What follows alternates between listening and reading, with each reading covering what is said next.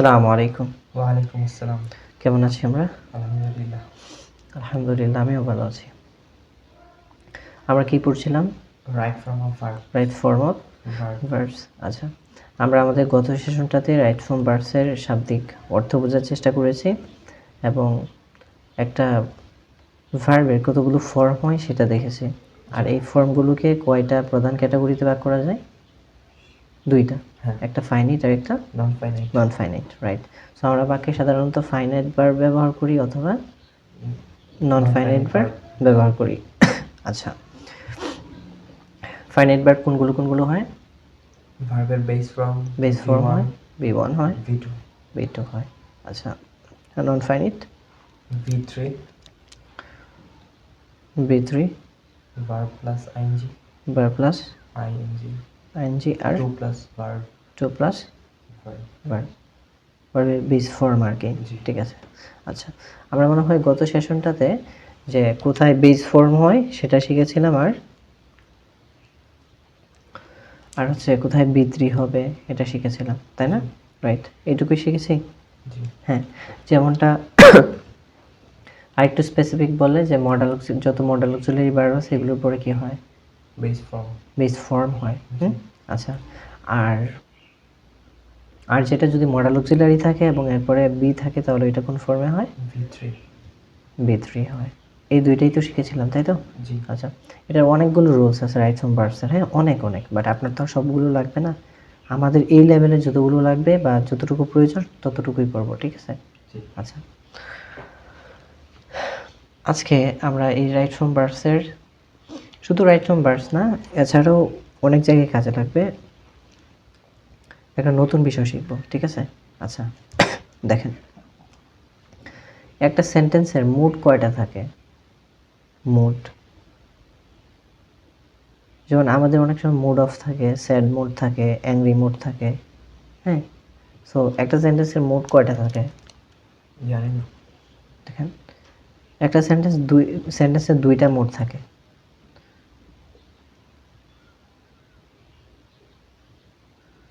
একটা হচ্ছে active mood আর একটা প্যাসিভ মুড, রাইট? আচ্ছা, একটা অ্যাক্টিভ মুড আর একটা প্যাসিভ মুড। এখন প্রশ্ন হচ্ছে, তাহলে আমরা অ্যাক্টিভ মুড কখন ব্যবহার করি সেন্টেন্সে, বা একটা সেন্টেন্স কখন অ্যাক্টিভ মুডে থাকে, আর হচ্ছে একটা সেন্টেন্স কখন প্যাসিভ মুডে থাকে, ঠিক আছে? হ্যাঁ, তো অ্যাক্টিভ এবং প্যাসিভ মুডের উপর নির্ভর করে রাইট ফর্ম ভার্বস কিন্তু ব্যবহার করতে হয়। যদি অ্যাক্টিভ মুডে হয় তাহলে সেন্টেন্সের ভার্ব এক ফর্মে থাকবে, আর যদি প্যাসিভ মুডে হয় তাহলে আরেক ফর্মে থাকবে, ঠিক আছে? আচ্ছা, প্রথমে এটা বোঝার চেষ্টা করি, আমরা অ্যাক্টিভ এবং প্যাসিভ ভয়েস পড়েছি না? হ্যাঁ। কোনো সময় পড়েছেন কিনা? আচ্ছা, না পড়লে সমস্যা নেই, আপনাদের যদিও নাই অ্যাক্টিভ এবং প্যাসিভ, ঠিক আছে? তাহলে বলি। দেখেন, একটা সেন্টেন্স এটা অ্যাক্টিভ মুড হবে নাকি প্যাসিভ মুড হবে এটা ডিপেন্ড করে সাবজেক্টের উপরে। কিসের উপরে? সাবজেক্টের উপরে, সেন্টেন্সের যে সাবজেক্টটা থাকবে। আচ্ছা, অ্যাক্টিভ মানে কি? কার্যকর। অ্যাক্টিভ মানে কার্যকর, মানে হচ্ছে কর্মঠ, মানে অ্যাক্টিভ। হ্যাঁ, লেজি না, রাইট? প্যাসিভ মানে কাইন্ড অফ হচ্ছে লেজি। যদি আমি গ্রামার লিখতাম তাহলে অ্যাক্টিভ ভয়েস আর লেজি ভয়েস দিতাম। I am just kidding. Okay, so lazy বোঝার সুবিধার্থে এরকম আমরা বললাম। হ্যাঁ, আচ্ছা, তো যদি আমরা দেখি কোনো সেন্টেন্সের সাবজেক্ট, ওখানে যে ভার্বটা দেয়া থাকে, যে ভার্বটা দিয়ে আমি সেন্টেন্সটা তৈরি করব, ওই কাজটা, ভার্ব মানে তো কাজ করা, সো ওই কাজটা এটা করতে পারে, সাবজেক্টটা ওই কাজটা করতে সক্ষম। যদি আমি দেখি যে ভার্বটা দিয়ে আমি বাক্যটা তৈরি করব, ওই কাজটা করতে সাবজেক্ট কি? সক্ষম অথবা ইচ্ছুক, তাহলে ওটাকে আমরা কোন মুডে লিখব? অ্যাক্টিভ মুডে।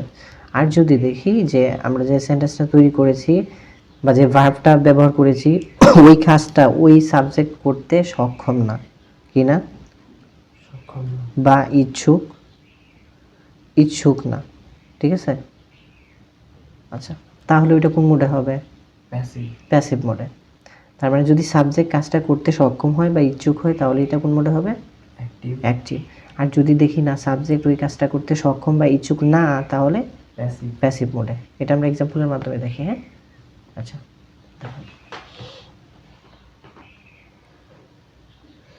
ওকে। আচ্ছা ধরুন ক্রিকেট,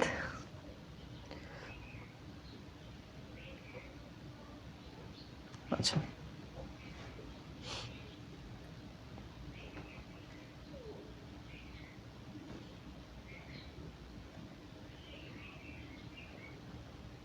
আচ্ছা এরকম একটা সেন্টেন্স লিখলাম, cricket dash all over the world. আচ্ছা এখন এখানে আমরা একটা ভার্ব ব্যবহার করি, মনে করেন যে এখানে একটা ভার্ব আছে এরকম প্লে, হ্যাঁ। আচ্ছা এখন দেখেন যদি আমি এরকম লিখি, যদি সেন্টেন্সটাকে অ্যাক্টিভ মোডে লিখি তাহলে কীরকম লিখবো, cricket plays all over the world, এরকম হবে। কিন্তু এই সেন্টেন্সটাকে কি আমি অ্যাক্টিভ মোডে লিখতে পারবো? এই সেন্টেন্সটা বা এই ভার্বটাকে আমি অ্যাক্টিভ মোডে বসাবো নাকি প্যাসিভ ফর্মে বসাবো, সেটা আমি বুঝবো কাকে দেখে? সাবজেক্ট সাবজেক্টকে, ক্রিকেট ক্রিকেট। এখন ক্রিকেট প্লেস, ক্রিকেট কি আসলে নিজেই খেলতে পারে নাকি এটাকে খেলা হয়? খেলা হয় তার মানে ক্রিকেট এই নিজে নিজে খেলতে সক্ষম না না। বুঝতে পারছি কি না? রাইট। সো এই জন্যে এই ভার্বটাকে আমরা অ্যাক্টিভ ফর্মে বসাইতে পারবো না। যদি প্লেস লিখি তাহলে হয়ে যাবে যে ক্রিকেট খেলে, মানে ক্রিকেট নিজেই খেলে। ক্রিকেট তো আর নিজে খেলে না, ক্রিকেটকে আমরা খেলি বা প্লেয়াররা খেলে। আচ্ছা সো আমরা যদি প্যাসিভ মোডে লিখি তাহলে প্যাসিভের স্ট্রাকচার কি হয়, একটা বি ভার্ব দিতে হয় আর কি দিতে হয়, বি থ্রি দিতে হয়, রাইট। সো বি ভার্ব হিসাবে এখানে আমরা কি লিখতে পারি, ইজ প্লেড। বুঝতে পারছি? তার মানে cricket is played all over the world, সারা বিশ্বে ক্রিকেট খেলা হয়। এটা ঠিক আছে, যেহেতু ক্রিকেট নিজে নিজে এই কাজটা করতে পারে না, এই জন্য আমাদেরকে এটা কিভাবে লিখতে হবে, বি প্লাস ভার্বের প্যাসিভ মোডে লিখতে হবে, বি ভার্ব তারপর ভি থ্রি। বুঝতে পারছি? আচ্ছা এখন প্রশ্ন হচ্ছে যে এটা তাহলে ফার্স্ট কেন হলো না, ওয়াজ প্লেড কেন হলো না? যদি আমরা সেন্টেন্সের কোনো ফার্স্টের সিমটম না পাই তাহলে সবসময় কোন মোডে লিখবো, প্রেজেন্ট টেন্সে লিখবো, ঠিক আছে। অন্য টেন্সে তখনই হবে যখন আমরা ওইটার কিছু আলামত পাবো, যেমন কিয়ামতের আলামত থাকে, ওইটার কোনো সিমটম থাকে, তাহলে এটাতে অন্য কোনো সিমটম নাই, এই জন্য এটাকে অন্য কোনো টেন্সে লেখার কোনো প্রয়োজন নাই, ঠিক আছে। আচ্ছা এটা নিয়ে আমরা সামনে আরো আলোচনা করব, যখন আমরা বি টু ব্যবহার করব তাহলে আমরা কখন বি টু ব্যবহার করব। আচ্ছা এখন যদি আমি এই বাক্যটা অ্যাক্টিভ মোডে লিখতাম তাহলে কখন লিখতে পারতাম, যদি আমি সাবজেক্টটা চেঞ্জ করে দিতাম। যেমন হচ্ছে যদি আমরা এইরকম লিখি উই, তাহলে আমরা দিতে পারবো উই প্লে ড্যাশ, তাহলে এরকম থাকতো ক্রিকেট। আমরা এরকম লিখতে পারবো we play cricket all over the world, এটা ঠিক আছে, রাইট। এখন এইটা অ্যাক্টিভ মোডে কেন লিখতে পারতেছি, কারণ এই কাজটা, এই যে প্লেয়ার কাজটা, প্লে করা এই কাজটা তো আমরা করতে পারি। তো এখন আবার এটাকে উই ইজ প্লেড এরকম লেখার কোনো মানে নাই, কারণ আমরা তো অলরেডি কাজটা করতে পারি, সক্ষম। তখন আর আমি এটা প্যাসিভ মোডে লিখতে পারবো না। বুঝতে পারছি? তাহলে আমরা যেটা মাথায় রাখবো যে সেন্টেন্স আমাদেরকে যখন দিবে তখন কিন্তু সাবজেক্টটাকে খেয়াল রাখতে হবে যে আমি কি এটা কি প্যাসিভ, অনেক সময় এরকম প্যাসিভ থেকে কোয়েশ্চেন থাকবেই রাইট ফ্রম ভার্বসে, রাইট। এখন অনেক স্টুডেন্ট প্রশ্ন থাকে এটা তাহলে এরকম হলো কেন, কারণ ও আসলে বুঝতে পারে নাই যে সাবজেক্টটা কি অ্যাক্টিভ মোডে আছে নাকি প্যাসিভ মোডে, রাইট। সো যদি প্যাসিভ মোডে থাকে তাহলে প্যাসিভ করতে হবে, আর যদি অ্যাক্টিভ সাবজেক্ট থাকে তাহলে অ্যাক্টিভ করতে হবে, ঠিক আছে। বুঝতে পারছি? প্রশ্ন আছে আপনার? আচ্ছা আমরা আর কতগুলো এক্সাম্পল দেখে হচ্ছে এটা ক্লিয়ার করবো, হ্যাঁ।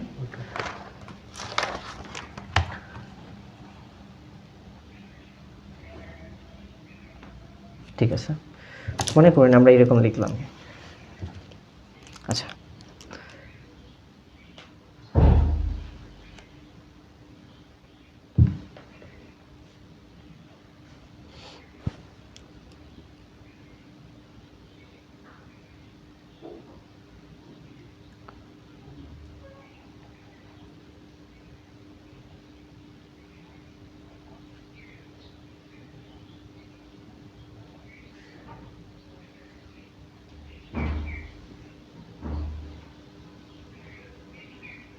ওকে, সো এখন দেখেন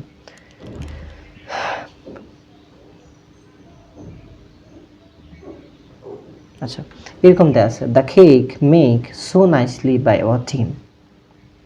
ঠিক আছে, আচ্ছা এই সেন্টেন্সটা কি আমরা অ্যাক্টিভ মোডে লিখবো নাকি প্যাসিভ? প্যাসিভ। কেন প্যাসিভ? কারণ দ্য কেক এটা নিজে তৈরি হতে পারে না। রাইট, কেকটাকে কেউ তৈরি করতে হয়। হ্যাঁ, আগের সেন্টেন্স থেকে হ্যাঁ, এটা যে প্যাসিভ মোডে আছে এটা আমরা আরো বুঝতে পারবো, এই যে এখানে বাই দেয়া আছে।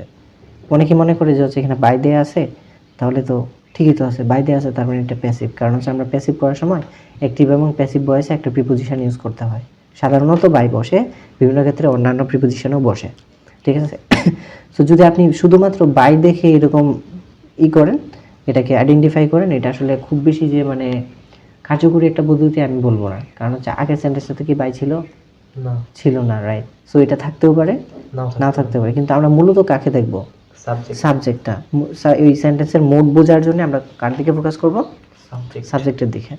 যেহেতু দ্য কেক এটাকে মেক করতে নিজে নিজে পারে না, কারণ ও সাবজেক্টের জায়গায় বসছে, এই জন্য এটা আর অ্যাক্টিভ মোডে কাজ করতেছে না। তাহলে এখন কি হবে? Is made. The cake is made so nicely by our team. বুঝতে পারছি এবার? আচ্ছা, এখন মনে করেন এই সেন্টেন্সটাকে এইভাবে লেখা হলো, মিনা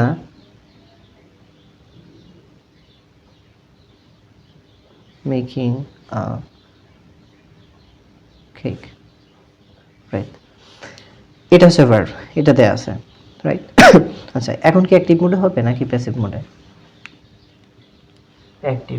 অ্যাক্টিভ মোডে, যে মিনা মেক্স আ কেক। এখন কি এরকম দিব, Meena is made a cake? এটা প্রয়োজন নাই, কারণ মিনা এই কেকটা তৈরি করতে পারে, রাইট। আচ্ছা, এখন যদি কেউ মনে করে যে না, মনে করে এরকম মনে করতে পারে যে না, আমার পরিচিত একজন মিনা আছে, অত এই কাজটা করতে পারে না।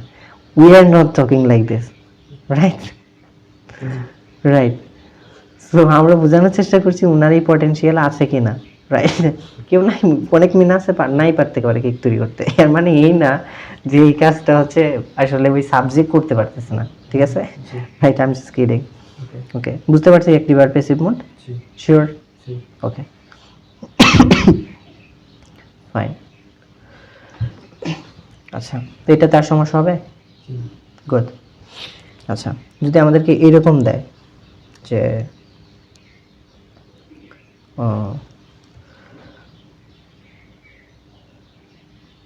ওকে,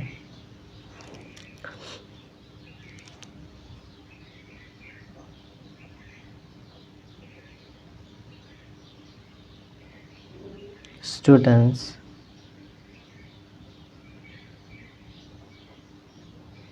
taught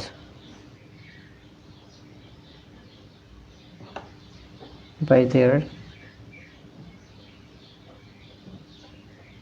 teachers in the school. আচ্ছা, দেখেন, the students taught by their teachers in the school, বা in their school, in the school.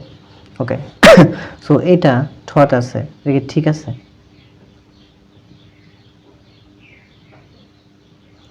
না, কি লিখবো তাহলে? ইজ। is ইজ না, sorry, was. was taught। was কেন বসাবো? was বসানোর কোনো কি সিমটম আছে এখানে? আচ্ছা, প্রথমে আরেকটু স্পেসিফিক করি, এটা কি অ্যাক্টিভ মোড হবে নাকি প্যাসিভ মোডে?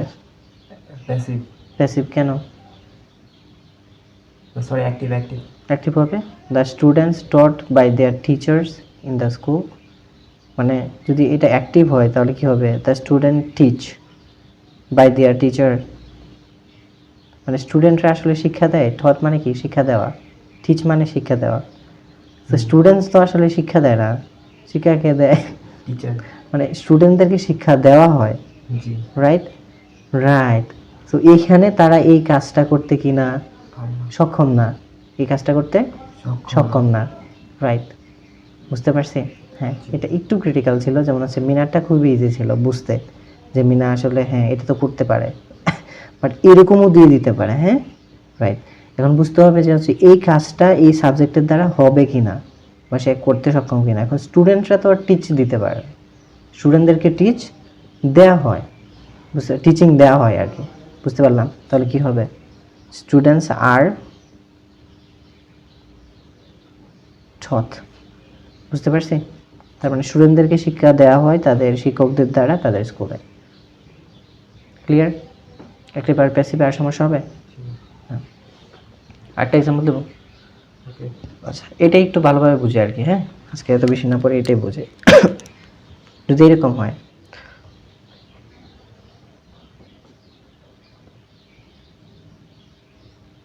ফুটবল, এটা এটা পারবে না আসলে। যদি এরকম হয় যে আচ্ছা ফুটবল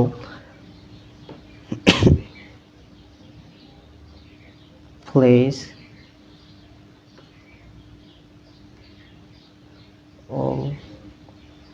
almost almost এটা একসাথে, all the